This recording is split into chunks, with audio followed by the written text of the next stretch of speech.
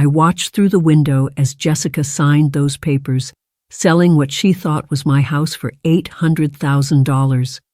My hands should have been shaking, my heart should have been breaking, but instead, I smiled, because that greedy woman had just made the biggest mistake of her life, and she had no idea what was coming. Let me back up for a moment. 3 months ago, if you'd told me I'd be standing here watching my daughter-in-law betray me like this, I would have laughed in your face. Jessica had been part of our family for 12 years.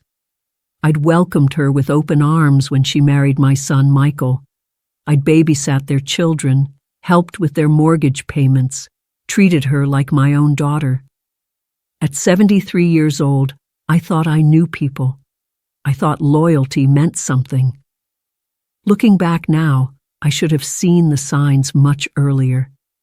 But sometimes, love makes us blind to the truth that's staring us right in the face. My name is Dorothy, though everyone calls me Dot. I've lived in Portland, Oregon my entire life, raised 3 children after my husband Thomas passed away when I was just 42. Michael was my youngest, my baby, and maybe that's why I spoiled him more than I should have. When he brought Jessica home for Thanksgiving dinner in 2013, she seemed sweet enough, a little too interested in our family's assets for my taste. But I pushed that thought away. Who was I to judge? I owned 2 properties in Portland. The first was my family home on Maple Street, a beautiful 3-bedroom craftsman I'd lived in for 45 years. Every corner held a memory. That was where I'd raised my children, where my husband had built the deck with his own hands, where my grandchildren learned to ride bikes in the driveway. The property was worth about $650,000 according to the last appraisal. The second property was a rental house I'd purchased in 2005 on Riverside Drive, a nice little 2-bedroom in an up-and-coming neighborhood. I'd bought it as an investment with the life insurance money from Thomas.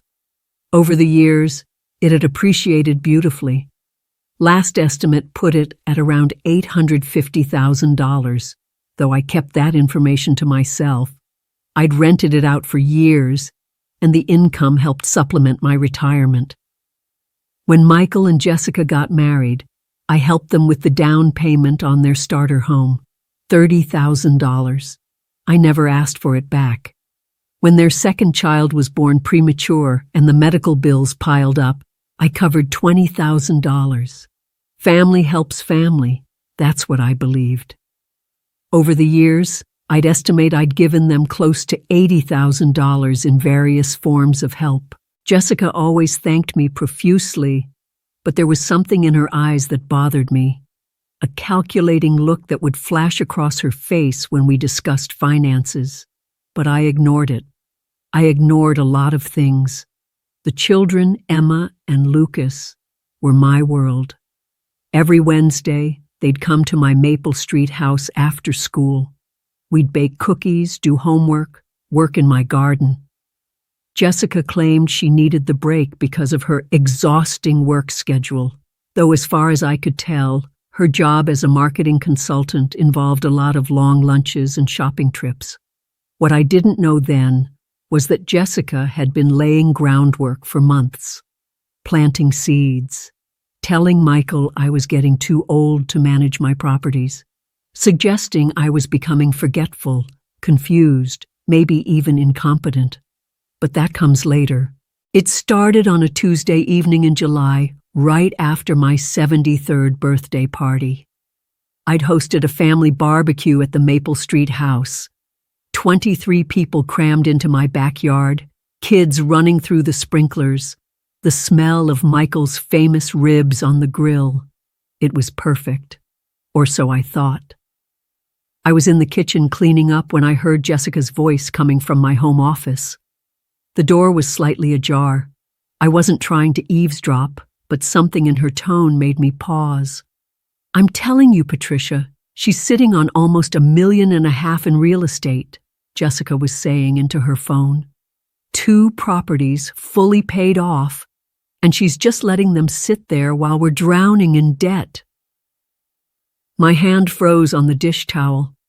Patricia was Jessica's sister, a real estate agent in Seattle. The rental house alone would solve all our problems, Jessica continued. Michael won't ask her because of some misplaced sense of pride or whatever. But honestly, at her age, does she really need 2 houses? She should be thinking about downsizing anyway. I felt my stomach twist. I backed away from the door quietly, my heart pounding in my chest. Maybe I'd misunderstood. Maybe she was just venting frustration about their financial situation. Young couples struggled. I remembered those days. I tried to push the conversation out of my mind. The next morning, Jessica called me. "Dot, hi. Listen, I wanted to talk to you about something," she began, her voice dripping with artificial sweetness. "Michael and I have been thinking, at your age, isn't it getting difficult to manage 2 properties? All that maintenance, the tenant issues with the rental, the yard work at the house. We're just worried about you." "I manage just fine, dear," I said carefully. "I have a property management company for the rental, and my neighbor's grandson does my yard work." "Yes, but—" She paused, choosing her words. "What if something happened to you? Wouldn't it be easier to simplify things now? We'd be happy to help you sell one of the properties. Take that burden off your shoulders." There it was, the real motive, barely disguised. "Which property did you have in mind?" I asked, though I already knew the answer. "Well, the rental on Riverside makes the most sense, doesn't it? You don't live there, and I'm sure the income is nice, but think of how much capital you'd free up. You could travel, enjoy your retirement more, and honestly, Dot, we could really use some help right now. Business has been slow, and the kids' activities are so expensive." My hand tightened around the phone. "Jessica, I'm not selling my rental property." "But Dot," I said no. The silence that followed was cold. When Jessica finally spoke, her voice had lost all its warmth. "Fine. We were just trying to help you, but if you want to be stubborn about it, that's your choice. Don't come crying to us when managing those properties becomes too much for you." She hung up. I sat there for a long moment, staring at the phone in my hand. My chest felt tight. This was my daughter-in-law, the mother of my grandchildren. How had I not seen this side of her before? But that was just the beginning. Over the next month, things shifted in ways so subtle, I almost didn't notice at first. Jessica started canceling the kids' Wednesday visits to my house, always with an excuse. Emma has a big test to study for. Lucas has soccer practice. They're just so busy with school activities. When I suggested coming to their house instead, Jessica would claim it wasn't a good time. The house was messy. They had plans, maybe next week. Then Michael started acting strange. My son, who used to call me every Sunday without fail, suddenly let weeks go by without contact. When I finally reached him, his voice was distant, distracted. "Everything okay, honey?" I asked. "Yeah, Mom. Just busy with work." "You sure?" "You sound stressed." "I'm fine." "Listen, I gotta go. We'll talk later." But we didn't talk later. In August, I got a call from my property management company. Someone had filed a complaint with the city about my rental property, claiming it had code violations and safety issues. I had to pay for a full inspection, which cost me $800 and 3 weeks of stress. The inspector found absolutely nothing wrong. When I asked who filed the complaint, the city wouldn't tell me, but I had my suspicions. Then the letters started arriving. The first one came in early September, typed on plain paper with no return address. "You're too old to be managing properties. Sell before you lose everything to medical bills or taxes. Think of your family's future." I threw it away, my hands trembling. Someone was trying to scare me. The second letter was worse. "Your son and his family are struggling while you hoard assets. What kind of mother are you? I called Michael immediately. Did you send me letters? I asked, not bothering with pleasantries. What? Number. Mom, what are you talking about? I told him about the letters. There was a long pause. Mom, I didn't send any letters.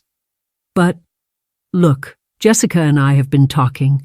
We really are in a tough spot financially. The business is struggling, and Emma needs braces, and Lucas wants to do travel soccer, which is $2,000, and we're behind on the mortgage. How far behind? 3 months. My heart sank. Michael, why didn't you tell me? Because I didn't want to worry you. And I know you've already helped us so much. But Mom, we need help, real help, and you're sitting on all that real estate. There it was again. The implication that I was selfish for not liquidating my assets to solve their problems. Michael, I've given you and Jessica over $80,000 over the years. I'm not selling my properties to bail you out again. You need to figure this out on your own. The silence on the other end was deafening. Wow, Michael finally said, his voice cold. Jessica was right about you. You've changed, Mom. You've become selfish in your old age. He hung up before I could respond. I sat in my kitchen, tears streaming down my face. This was my son, my baby boy, and his wife had poisoned him against me. For 2 weeks, I heard nothing from them. No calls, no texts. When I tried to reach out, my messages went unanswered. I drove to their house twice, but no one answered the door, even though I could see their cars in the driveway. Finally, Michael sent me a text. Mom, we need some space. Jessica is really hurt by your refusal to help us when we're desperate. Maybe in a few months we can reconnect. My heart shattered into 1,000 pieces. In October, things escalated further. I received a call from Adult Protective Services. Someone had filed a report claiming I was living in unsafe conditions, possibly suffering from dementia, and might need a conservator appointed to manage my affairs. The social worker who came to my house was professional and kind. She walked through my spotless home, interviewed me for 2 hours, reviewed my medical records and financial statements. Her conclusion: I was perfectly competent, healthy for my age, and managing my life just fine. Mrs. Patterson, whoever reported this was either mistaken or malicious, she told me. You're one of the most together seniors I've interviewed. Your home is immaculate. Your finances are organized. You're sharp as a tack. Can you tell me who made the report? I asked. I can't disclose that information, but I can tell you it came from a family member. After she left, I sat in my living room and stared at the family photos on the mantel. Michael and Jessica's wedding, the kids' school pictures, holidays and birthdays spanning 12 years. How had it come to this? But little did I know, the worst was yet to come. In late October, my lawyer called me. His name was Richard Chen, and he'd been helping me with my estate planning. Dorothy, I got a strange call today, he said. Someone claiming to be your son called asking about your properties, their values, and whether you had a power of attorney in place. He said he was worried about your mental capacity and wanted to know what steps he'd need to take to manage your affairs. Ice flooded my veins. What did you tell him? Nothing. I couldn't discuss your private matters without your permission. But Dorothy, I'm concerned. This sounds like someone is laying groundwork to challenge your competency or gain control of your assets. That's when I knew exactly what I had to do. The real breaking point came on November 15th. I'll never forget that date. I received a text from Jessica. First communication in weeks. Can you come to the house tomorrow at 2 p.m.? We need to talk about something important. It's about the kids. My grandmother instincts kicked in immediately. Were Emma and Lucas okay? Was someone sick? I texted back, is everything all right? Are the children okay? They're fine. Just come tomorrow. I barely slept that night, tossing and turning, imagining every possible scenario. The next afternoon, I drove to their house in Northeast Portland, my stomach in knots. Michael answered the door. He looked tired, stressed, older than his 39 years. He didn't smile. "Come in, Mom." The house was messier than I'd ever seen it, dishes piled in the sink, mail scattered across the dining table. Jessica sat on the couch, her arms crossed, her expression hard. "Sit down, Dorothy," she said, not Dot or Mom. Dorothy. I sat in the armchair across from them, my purse clutched in my lap. Michael cleared his throat. "Mom, we need to have a serious conversation about your properties and your situation." "My situation?" Jessica leaned forward. "Dorothy, we've been watching you for months now. You're declining. The forgetfulness, the paranoia about the letters, the social worker visit. You called Adult Protective Services on me?" I interrupted, my voice rising. "We were concerned," Michael said, not quite meeting my eyes. "Mom, you're 73 years old. You're living alone in that big house, managing 2 properties. It's too much for you." "I'm perfectly capable." "Are you?" Jessica cut in. "Because from where we're sitting, you're overwhelmed and in denial about your limitations. We think it's time you sold both properties, moved into a nice assisted living facility, and let us help manage your finances." The room spun. Assisted living? I don't need assisted living. "Mom, please," Michael said, his voice gentle but firm.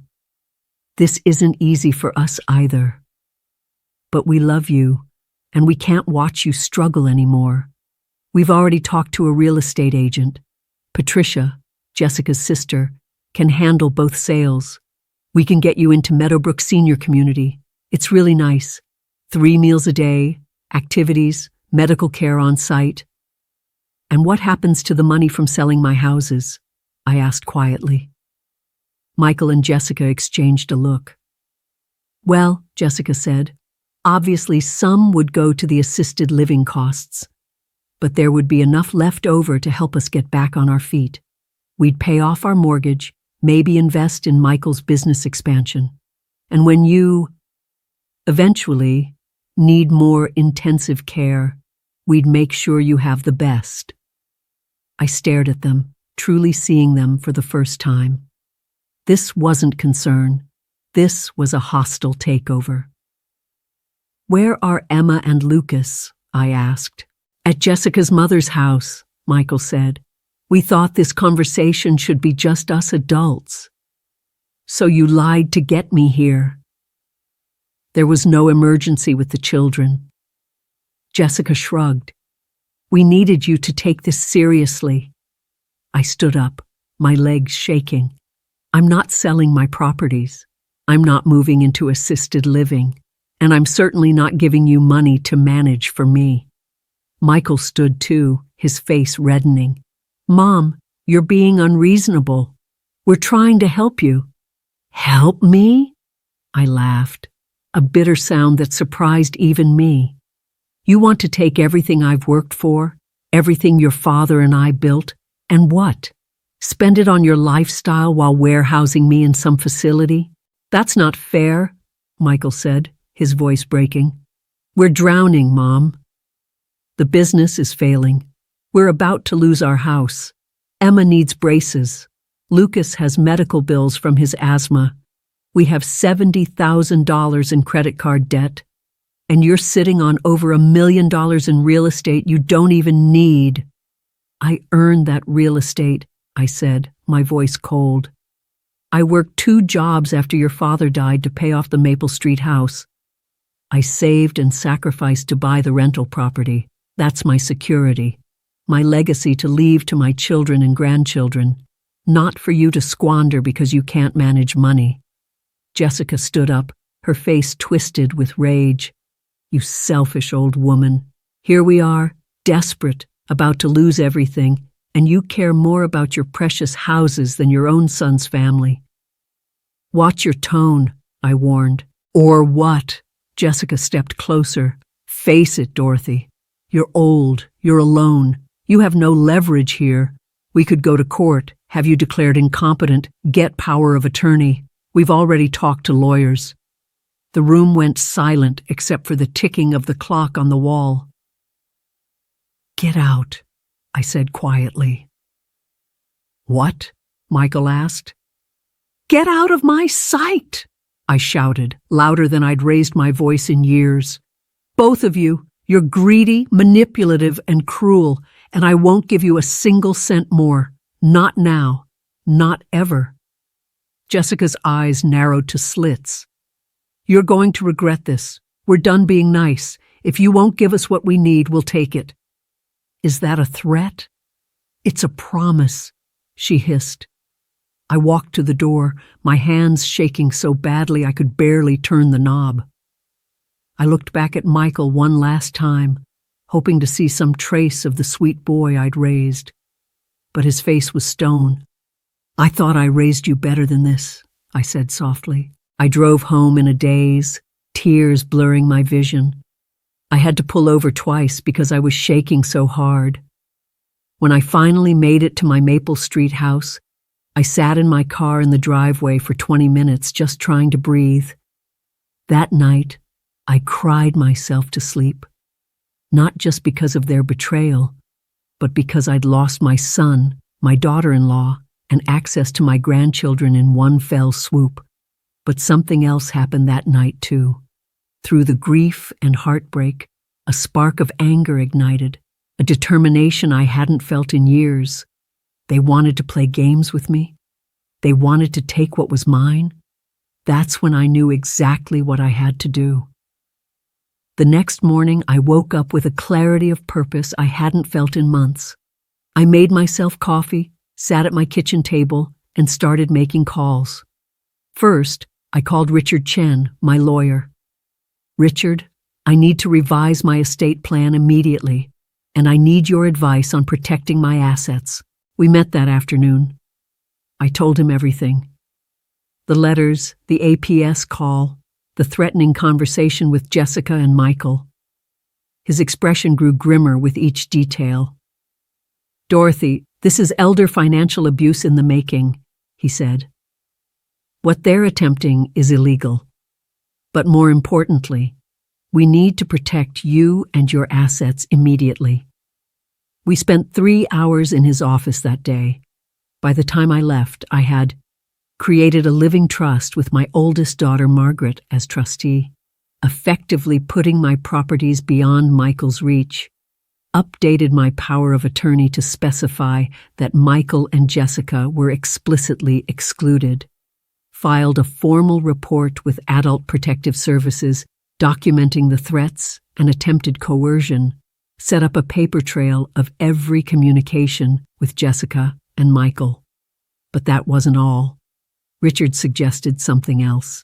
Dorothy, you mentioned they said they'd already talked to lawyers about having you declared incompetent. I think we should have you evaluated by a geriatric psychiatrist. Get a formal assessment of your mental capacity. It'll shut down any future claims. I agreed.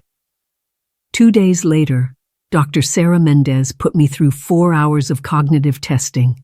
Memory, problem-solving, judgment, everything. The results were conclusive. I scored in the top 10th percentile for my age group.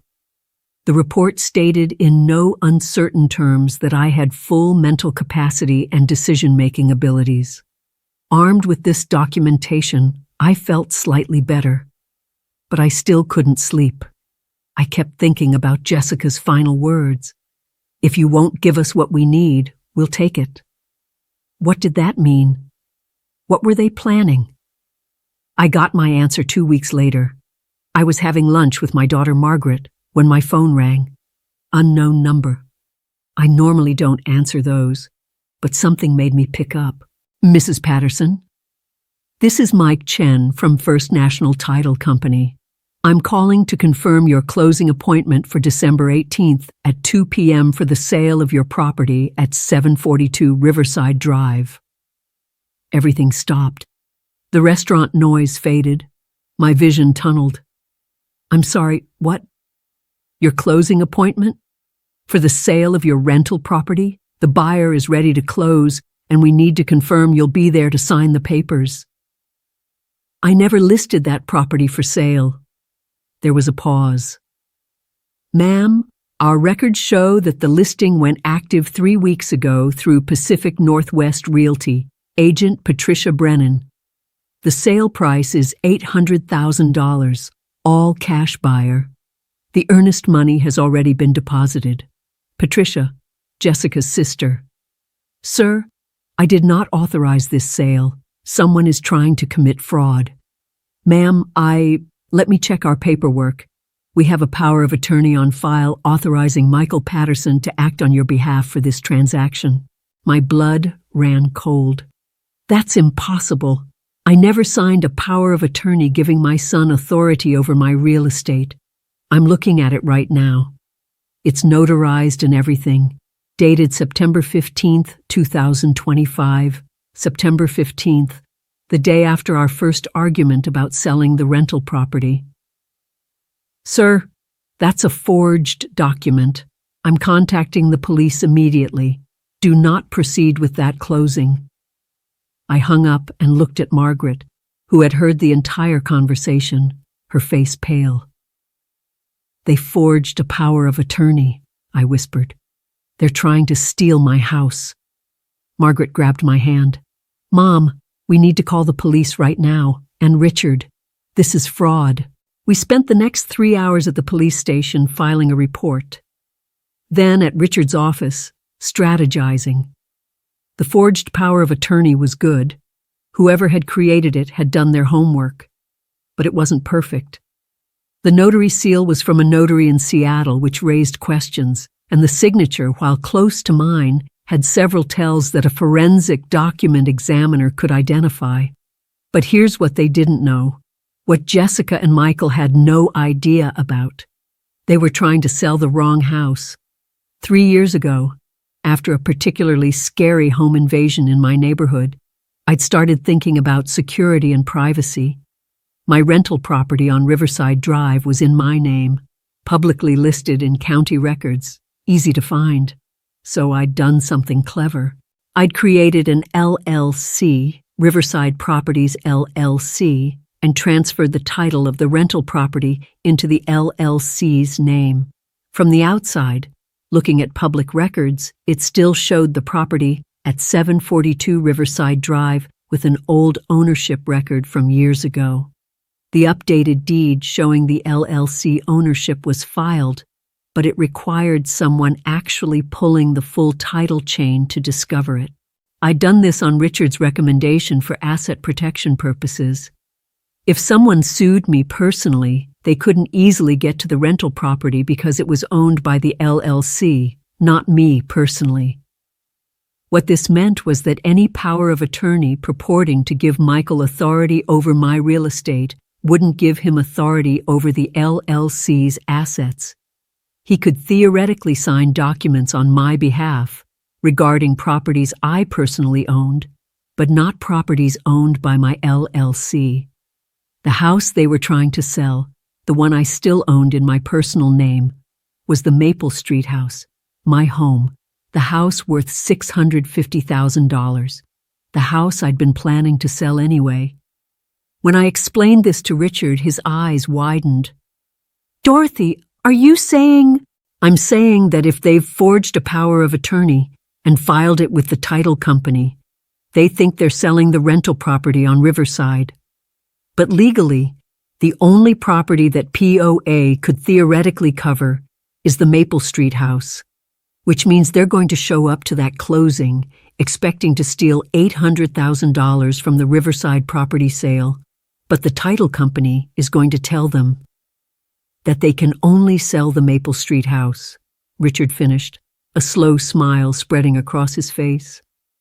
And if they proceed with that sale, they'll have sold my primary residence out from under me, which is actually a more serious crime than stealing the rental property would have been.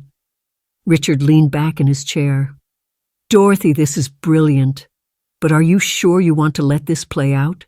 We could stop it now. I thought about the threatening letters, the attempt to have me declared incompetent, Jessica's vicious words, Michael's betrayal, the fact that they'd forged legal documents and were attempting to commit fraud against their own mother. Let it play out, I said quietly. I want them to show their true colors. I want documentation of exactly how far they're willing to go. There's risk in this approach, Richard warned. If they successfully sell the Maple Street house before we can intervene, then I'll stay with Margaret until we sort it out. But I don't think they'll get that far, because here's what else they don't know. I pulled out my phone and showed him a photo, the for sale sign in front of a house. But not just any house. I listed the Maple Street house for sale 2 days ago, I said, for $675,000, with a legitimate real estate agent who has verified my identity and has all the proper documentation. The house goes into contract in about a week based on the interest level. Richard's jaw dropped. So when they show up trying to sell a house that's already under contract? Exactly. And I'll be right there watching when everything falls apart. I'd thought I knew what betrayal felt like. But what they didn't know was that this old woman still had a few tricks up her sleeve, and I was about to teach them a lesson they'd never forget. The next 2 weeks were the longest of my life, but I spent them preparing meticulously. Richard helped me set up surveillance. We installed cameras at the Maple Street house, small hidden cameras that would record anyone who came to the property. It sounds paranoid, but I needed evidence of their actions. Sure enough, on December 3rd, my cameras caught Jessica and Michael entering my house with a key I didn't know they had. They spent 3 hours inside, going through my papers, my filing cabinets, my personal belongings. I watched the footage with Richard, my stomach churning. They're looking for the deed to the Riverside property, Richard said. They want to make sure there won't be any complications with the sale. On the video, I watched Jessica open my safe. How did she know the combination? And rifle through the contents. She pulled out old passports, birth certificates, my will. Michael was on his phone, photographing everything. This is breaking and entering, I said. And theft. Document everything, Richard advised. We'll need it. My legitimate sale of the Maple Street house proceeded smoothly. A lovely young couple, the Hendersons, fell in love with the house and offered $680,000. We went into contract on December 5th with a closing date of December 20th, 2 days after the closing Jessica and Michael had scheduled with the title company. That's when things got interesting. On December 10th, Jessica's sister Patricia, the real estate agent, apparently discovered that the Maple Street house was listed for sale. She called the listing agent, according to what my agent told me. She was very hostile, my agent Susan reported, demanding to know who authorized the sale, claiming that the owner was mentally incompetent and that the listing was invalid. I told her I'd met with you personally, verified your ID, and had all the proper paperwork. She threatened to report me to the licensing board. What did you tell her? Susan smiled. I told her to have a nice day and hung up, but heads up, Dorothy. Someone's going to come after you hard. That evening, I got a call from Michael, first time in a month. Mom, we need to talk now. Hello to you too, Michael. Don't play games. What the hell are you doing listing the Maple Street house? It's my house. I can list it if I want to. You can't sell that house. His voice was panicked now. Mom, please, don't do this. Why not? You told me I should downsize. Well, I'm downsizing. Where will you live? That's not your concern anymore. You made it very clear you don't care about my well-being. Mom, please, we can talk about this. Come over. Let's work this out as a family. I almost laughed. Michael, there's nothing to work out. I'm selling my house. The closing is in 10 days. It's done. But what about our arrangement? What arrangement would that be? Silence. He'd almost slipped up and mentioned the fraudulent sale they were planning. Never mind, he finally said. Mom, you're making a huge mistake. I don't think I am. Goodbye, Michael. I hung up. 10 minutes later, Jessica called. I didn't answer. She left a voicemail that Richard advised me to save. Dorothy, I don't know what game you're playing, but you need to stop this immediately. You're going to ruin everything. If you proceed with selling that house, I promise you, you will regret it. You will never see your grandchildren again. We will make your life a living hell. Call me back. The threats were clear and documented. On December 15th, 3 days before their scheduled closing, the title company called Jessica's sister Patricia to inform her that there was a problem with the sale of 742 Riverside Drive. Specifically, that the property ownership wasn't in Dorothy Patterson's personal name, and therefore the power of attorney on file was insufficient to complete the sale. I know this because Patricia immediately called Jessica, who immediately called Michael, and Michael called me in a rage. "What did you do?" he screamed. "The title company is saying they can't sell the Riverside house because of some LLC bullshit." "Michael, I have no idea what you're talking about. Don't lie to me. They're saying the property is owned by some company, not by you personally." "Oh, that's right," I said, my voice innocent. "I transferred that property to an LLC years ago for asset protection.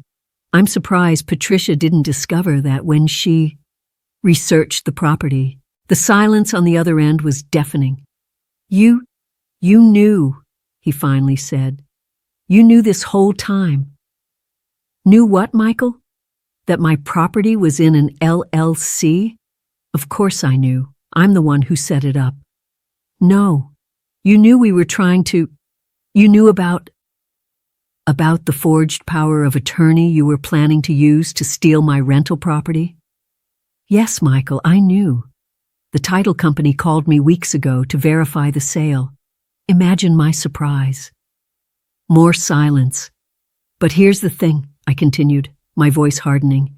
"That power of attorney, forged though it is, technically could give you authority over properties I own personally, just not the LLC properties.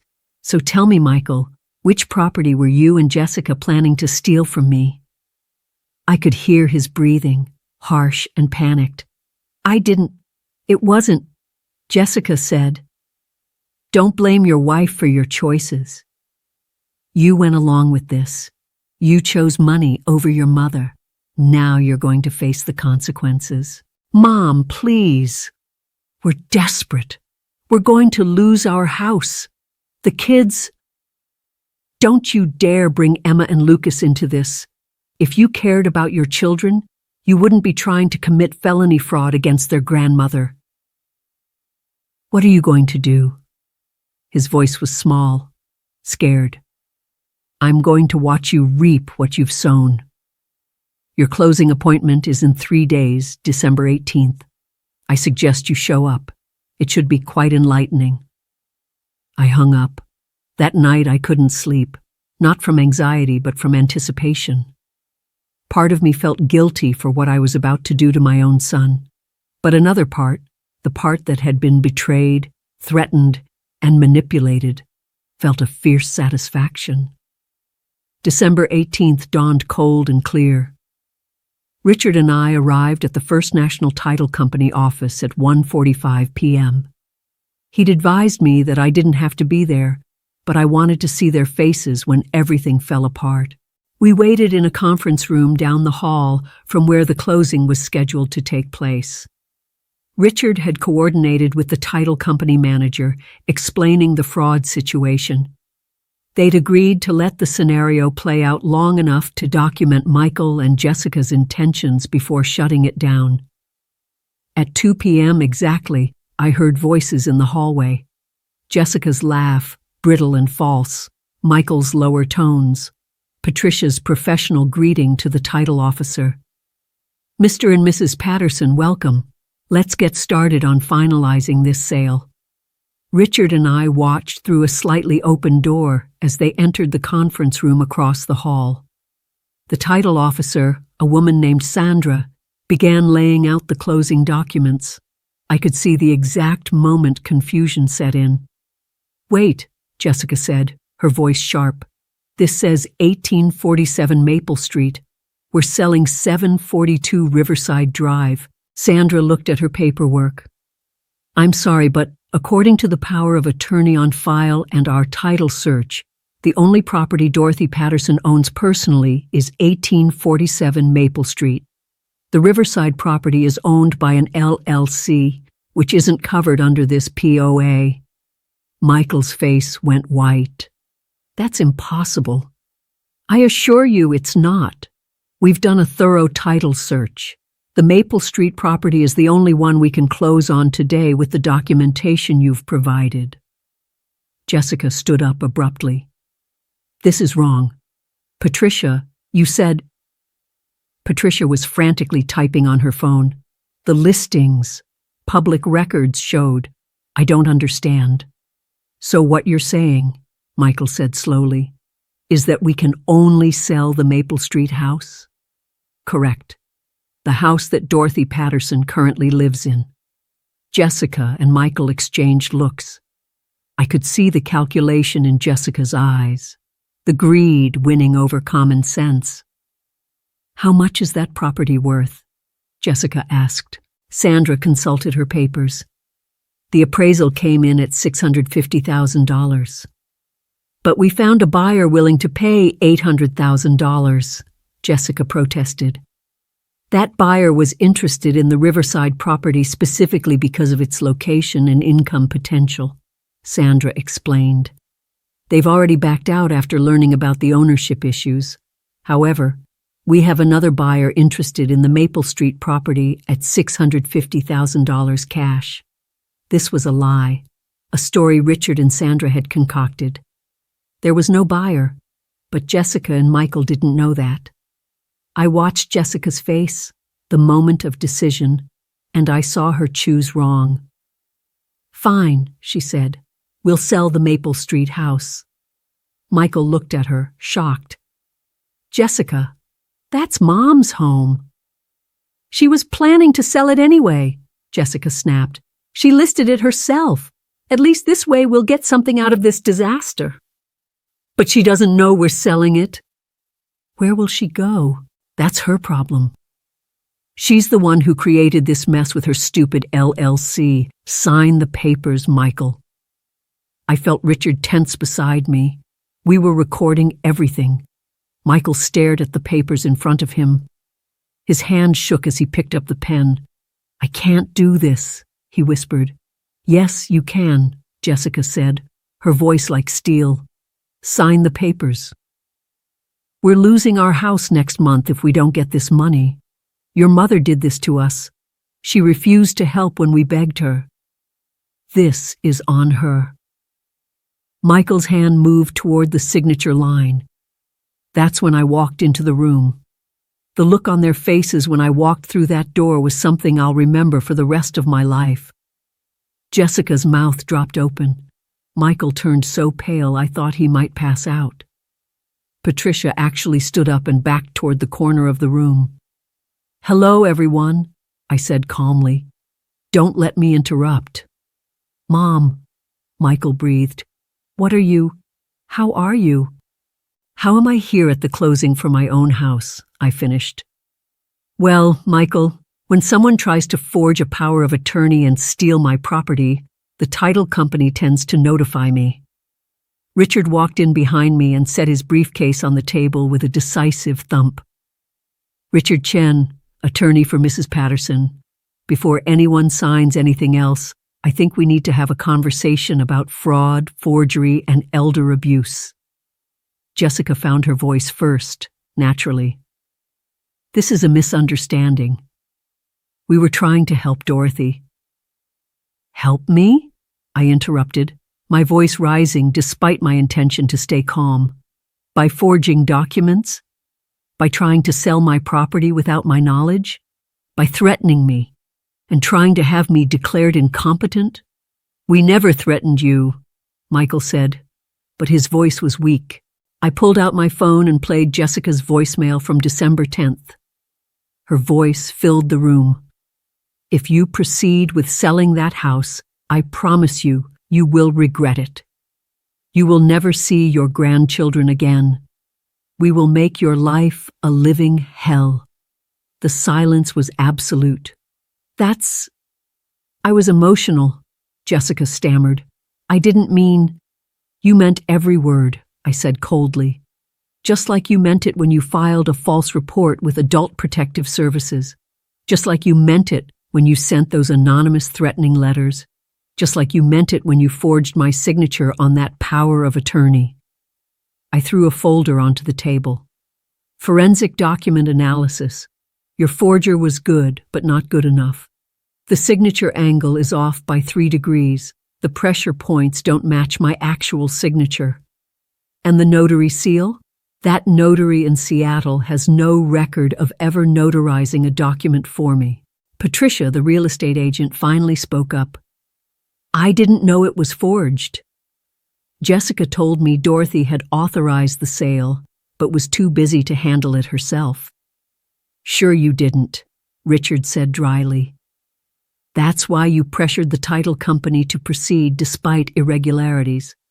That's why you didn't insist on meeting with Mrs. Patterson personally to verify. But we'll get to your licensing board violations later. Patricia sat down heavily. Michael was shaking now, tears streaming down his face. Mom, I'm sorry. I'm so sorry. I didn't want to do this. Jessica said. She said you were being unreasonable, that you were hoarding assets while we were suffering, that it was our right as your family to have access to that money. Your right? I said, my voice breaking despite my best efforts. Michael, I gave you everything. I raised you alone after your father died. I worked 2 jobs to give you opportunities. I helped you with college, your wedding, your house, your medical bills. I gave you over $80,000 over the years. I babysat your children. I loved you unconditionally. And this is how you repay me? By trying to steal my home? I didn't know what else to do, Michael sobbed. We're drowning in debt. The business is failing. We're going to lose everything. So you decided to make me lose everything instead? I said. Michael, do you have any idea what you've done? Do you understand that I could have you both arrested right now for fraud, forgery, elder abuse, and attempted theft? Jessica stood up suddenly, her chair scraping loudly. You wouldn't dare. We're family.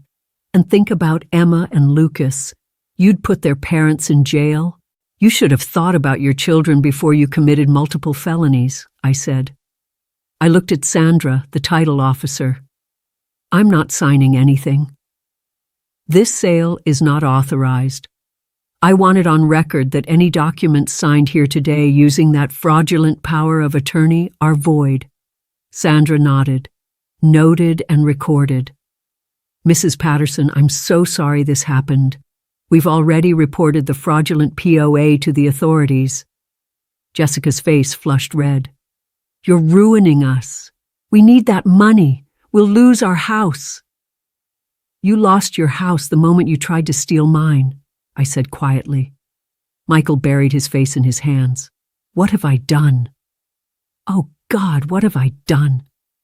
I looked at my son, my baby boy, crying at that conference table, and felt my heart break all over again.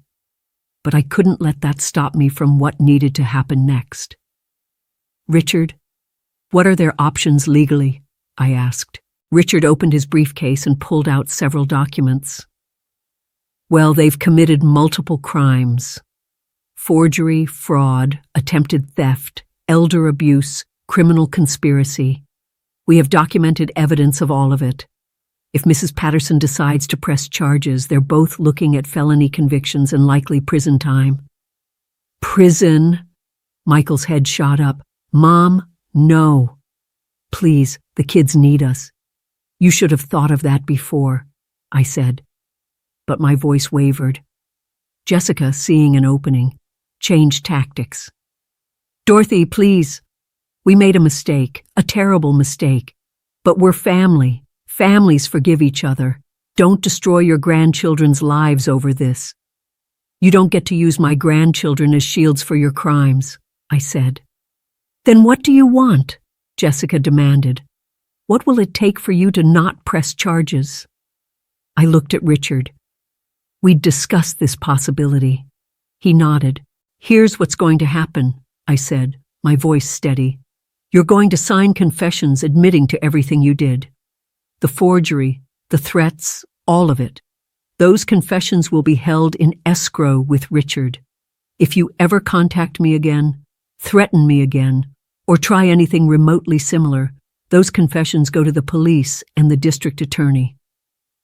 That's blackmail, Patricia said. No, Richard corrected. That's a choice. They can face immediate prosecution, or they can agree to these terms and have a chance to salvage what's left of their lives. What else? Michael asked quietly. He knew his mother. He knew there'd be more. You're going to get financial counseling, I continued. Real counseling from a licensed professional. You're going to learn to live within your means. You're going to pay back every cent you borrowed from me, on a payment plan if necessary, but you will pay it back. That's impossible, Jessica protested. We don't have Then you'll work harder. Get second jobs. Sell your stuff. I don't care how you do it, but you'll repay your debts like honorable people.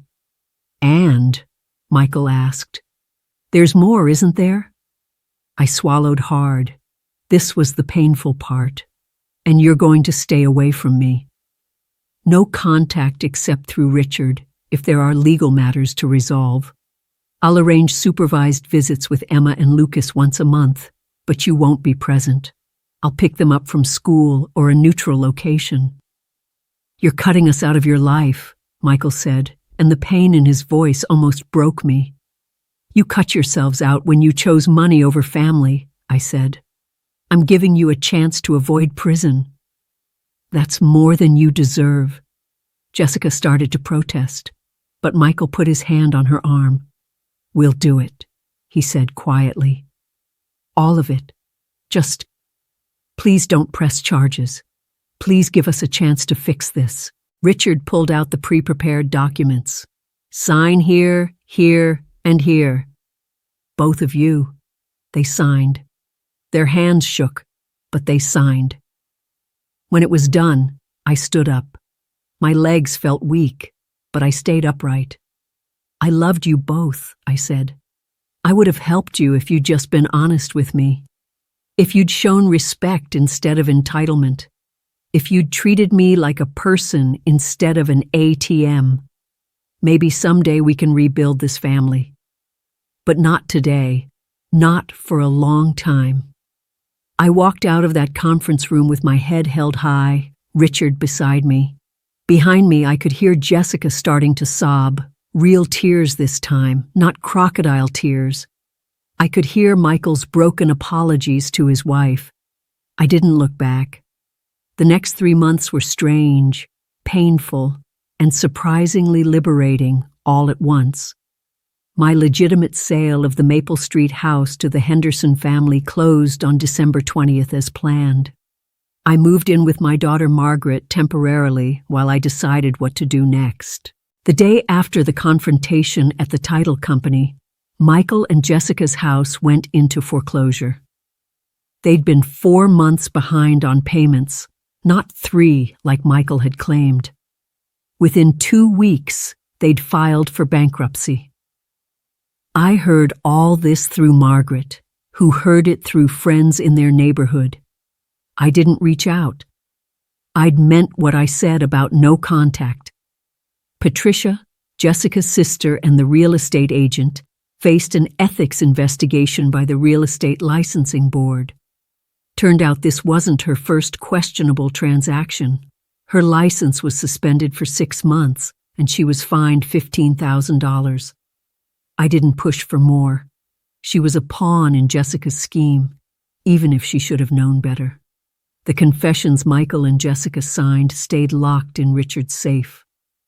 I didn't need to use them because they actually followed through on the agreement. Whether from fear of prosecution or genuine remorse, I didn't know and tried not to care. They moved into a small rental apartment in Beaverton.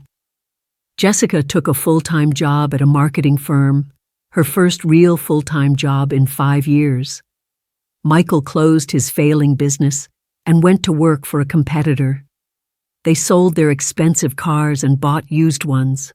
They were living like normal people for the first time in their marriage.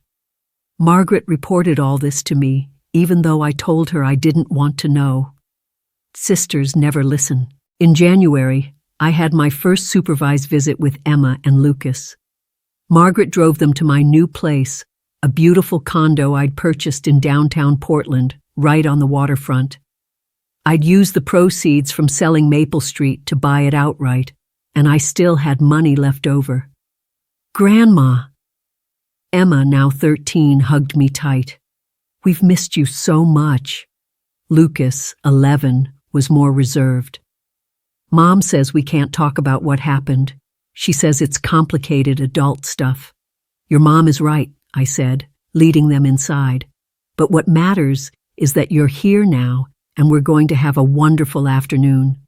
We made cookies, we played games, we talked about school and friends and everything except their parents' betrayal. When Margaret came to pick them up, both kids were smiling. "Can we come back next week?" Emma asked. "Once a month," I reminded her gently. "That's the agreement. But I'll make every visit special." After they left, I sat on my balcony overlooking the Willamette River and cried. Not from sadness exactly, but from the weight of everything that had happened. I'd won. I'd protected myself and taught my son a harsh lesson. But the cost was our relationship, possibly forever.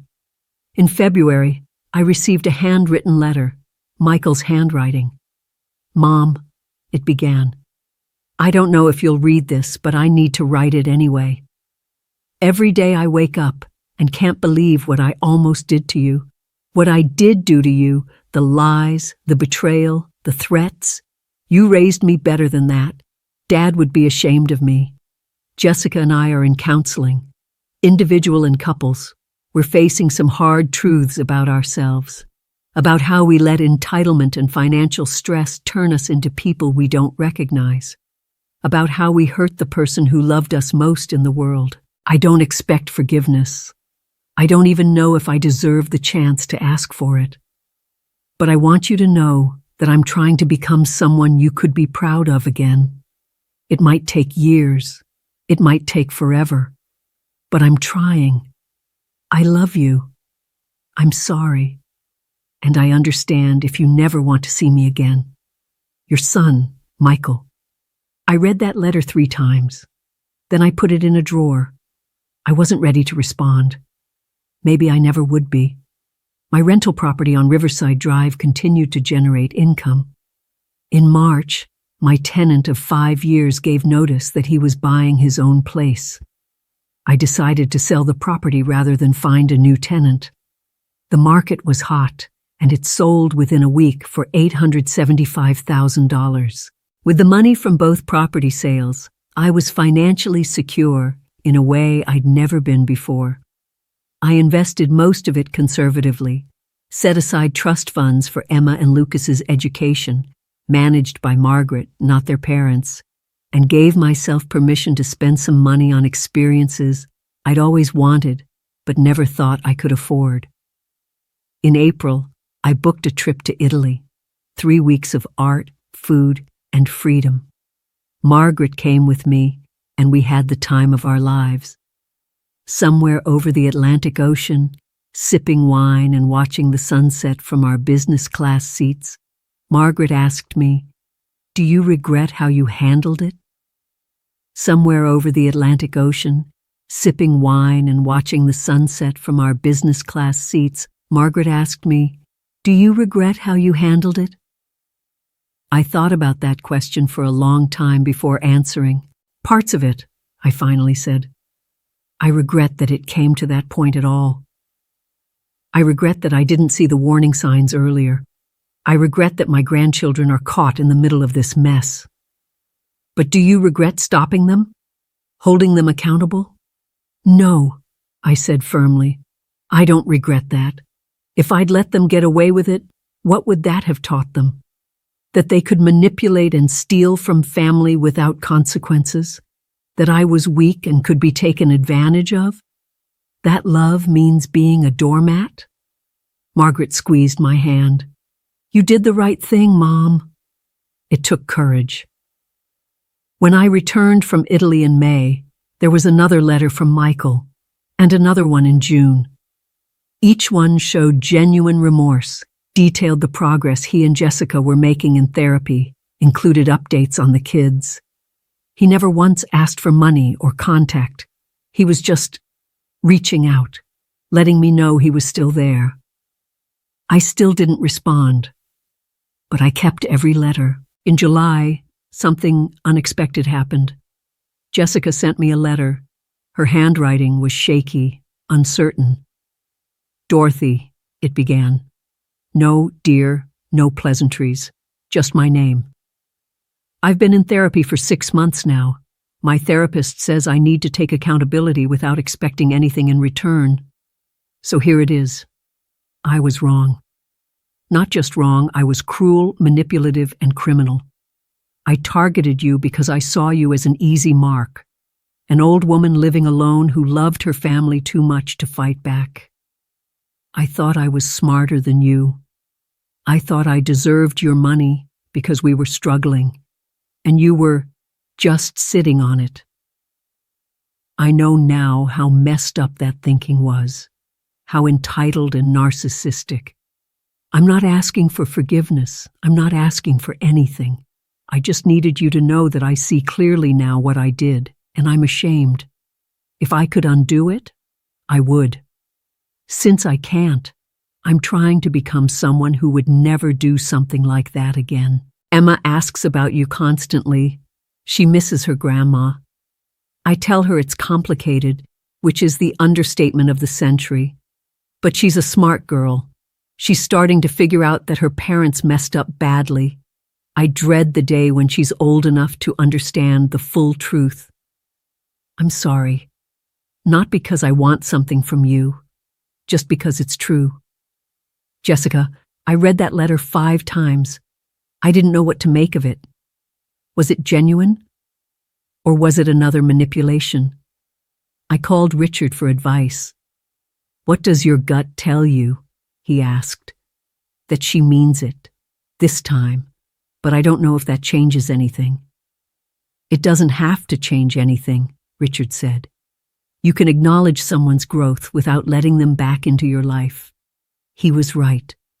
I wrote a brief note back, the first communication in 7 months. "Jessica, I received your letter. I appreciate your honesty. I hope you continue with your therapy and growth. I need more time.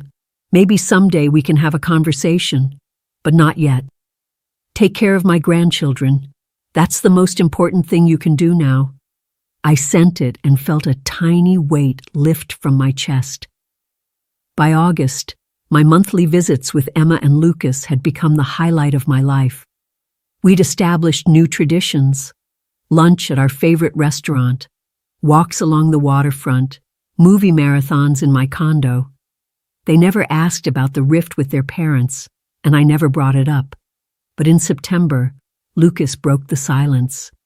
"Grandma, are you and Mom and Dad ever going to make up?" I set down my lemonade and looked at him. 11 years old, with his father's eyes and his grandmother's directness. "I don't know, sweetheart. What happened between us was very serious. Sometimes people hurt each other so badly that the relationship can't be fixed." "But you still love Dad, right?" Emma asked quietly. "Of course I do. I'll always love your father. He's my son. But love doesn't mean accepting behavior that's harmful or wrong. Your dad made some very bad choices that hurt me deeply. He cries sometimes, Lucas said, late at night. I hear him through the wall. My heart clenched. Your dad is going through some hard things right now, but that's not your responsibility to fix. You just focus on being a kid, okay? They nodded, but I could see the confusion and pain in their eyes. This was what I'd been afraid of, that my grandchildren would bear the scars of their parents' actions and my response. But I couldn't let guilt make me compromise my boundaries. Not again. Now, 10 months after that confrontation in the title company office, I want to share what I've learned from this whole painful experience. First, trust your instincts. When Jessica made that first comment about me selling the rental property, something in my gut said this was wrong. I ignored that feeling because I wanted to believe the best of her. I wanted to be the loving, generous mother-in-law who didn't see problems where there weren't any. But those instincts exist for a reason. They're picking up on subtle cues that our conscious mind hasn't processed yet. If something feels off, it probably is. Second, being generous is not the same as being a doormat. I spent years giving Michael and Jessica money, time, and support. And there's nothing wrong with helping family when they need it. But I never set boundaries. I never said, this is a loan that needs to be repaid, or this is the last time I'm bailing you out. I let them develop a sense of entitlement to my resources. I taught them that asking Grandma was easier than solving their own problems. That was my mistake, and it created the monster that almost devoured me. Third, document everything. When things started getting weird with Jessica and Michael, I began keeping records. I saved text messages, voicemails, letters. I took notes after phone conversations, including dates and times. When it came time to protect myself legally, that documentation was invaluable. It's not paranoid to keep records when dealing with someone who's acting in bad faith. It's smart. Fourth, get professional help early. I should have consulted with Richard the moment Jessica started pressuring me to sell the rental property. Instead, I waited until things had escalated to the point of forged documents and fraud attempts. If you're in a situation with family members pressuring you about finances or making you feel incompetent, talk to a lawyer, talk to a financial advisor, talk to Adult Protective Services. Don't wait until you're in crisis. Fifth, and this is the hardest one, sometimes the most loving thing you can do is let people face consequences. Every instinct I had as a mother screamed at me to protect Michael, to give him one more chance, to forgive and forget and move on. But if I'd done that, what would I have taught him? That fraud is acceptable if you're desperate? That mom will always be there to clean up your messes no matter how egregious? By holding firm and making him face real consequences, I forced him to grow up. I don't know yet if that lesson took. But I know I gave him the opportunity to learn it. At my age, 74 now, I've learned that family is complicated. We want it to be simple. We want blood to be thicker than water, for love to conquer all, for forgiveness to heal everything. But real life is messier than that. Sometimes the people who are supposed to love you most will hurt you worst. Sometimes protecting yourself means cutting off people you love. Sometimes forgiveness takes years or never comes at all. And that's okay. You're not a bad person for having boundaries. You're not unforgiving for refusing to let someone victimize you repeatedly. If there's one thing I want you to remember from my story, it's this. You have value beyond what you can provide to others.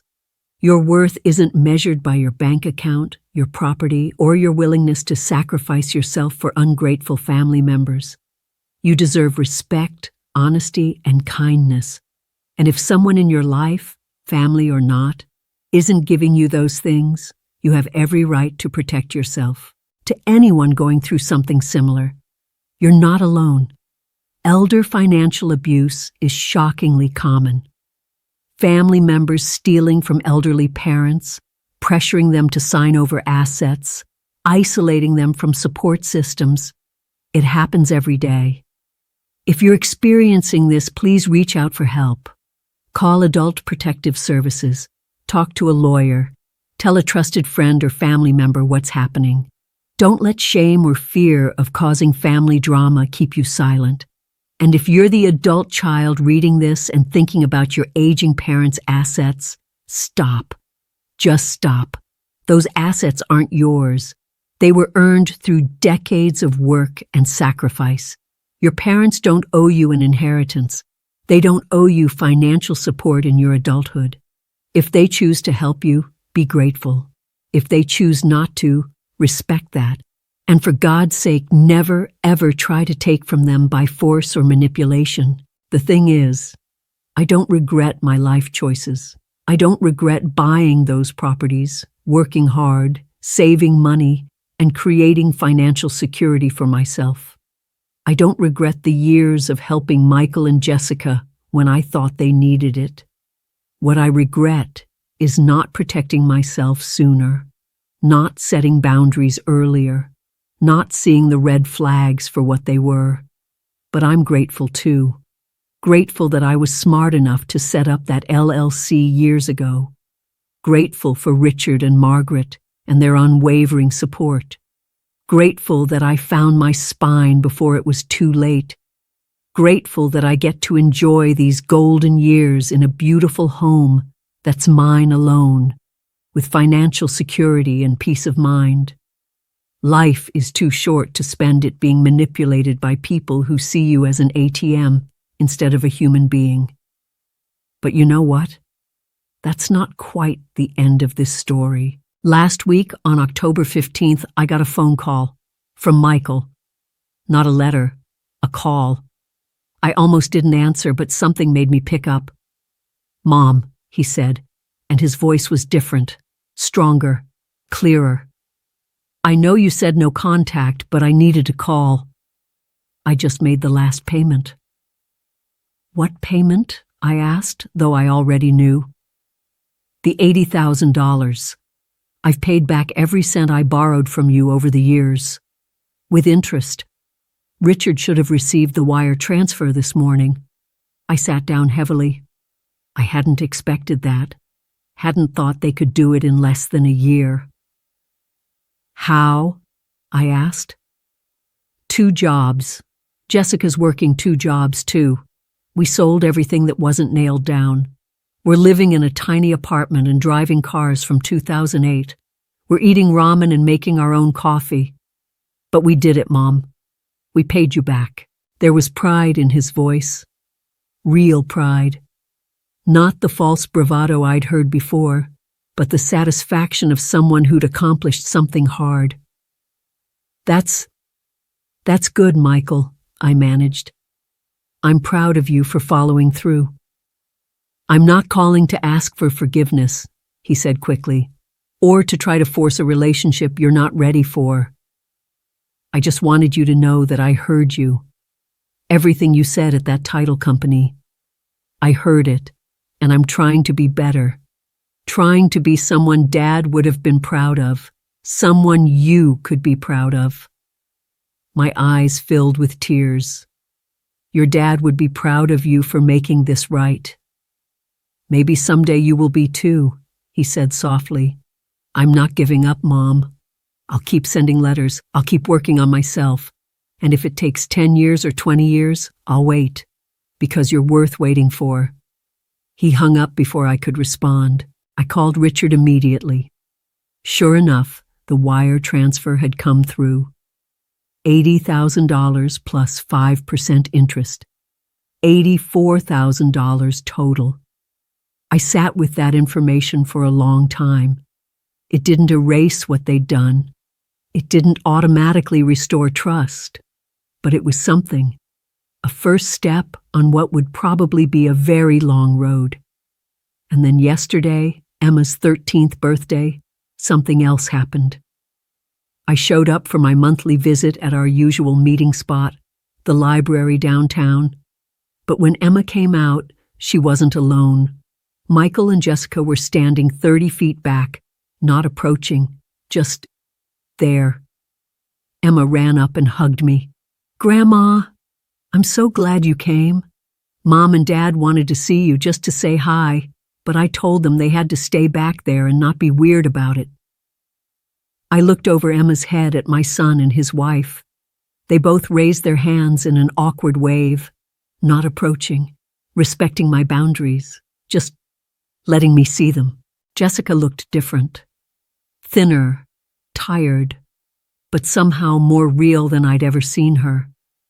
No designer clothes, no heavy makeup, no calculating expression. Just a woman who'd been through hell and come out the other side. Michael caught my eye and mouthed, "Thank you." Then he and Jessica turned and walked away, leaving me alone with my grandchildren. "They're trying really hard, Grandma," Emma said quietly. "Dad goes to therapy twice a week. Mom hasn't bought new clothes in almost a year. They're different now." "People can change," I said carefully, "but it takes time to rebuild trust." "I know," Emma said, "but at least they're trying, right?" "Yes," I agreed. "At least they're trying." So that's where things stand today. I don't know what the future holds. I don't know if Michael and Jessica and I will ever have a real relationship again. I don't know if the damage can be repaired, or if we'll forever be cordial strangers who share DNA and grandchildren. But I do know this. I protected myself. I set boundaries. I refused to be a victim. And I taught my son that actions have consequences, but redemption is possible for those willing to do the work. Some days I wonder if I was too harsh. Other days I wonder if I was harsh enough. Most days I just try to enjoy my life, my beautiful condo, my financial security, my monthly visits with Emma and Lucas, my weekly video calls with Margaret. But every time another letter arrives from Michael, I read it. And I keep it in the drawer with all the others, because maybe someday, when enough time has passed and enough healing has happened, I'll be ready to respond with more than a brief acknowledgement. Maybe someday we'll sit down together and really talk, really listen, really rebuild, or maybe we won't. Maybe this is how our story ends, with respect and distance and payments made, but relationships broken. I guess we'll see. Because if this whole mess taught me anything, it's that life rarely goes the way you expect. Sometimes the people you trust most will betray you. Sometimes the houses you think they're selling aren't the houses they're actually after. And sometimes the best revenge isn't revenge at all. It's protecting yourself and letting them live with the consequences of their choices. I'm 74 years old, and I'm finally living life on my own terms. And you know what? That feels pretty damn good.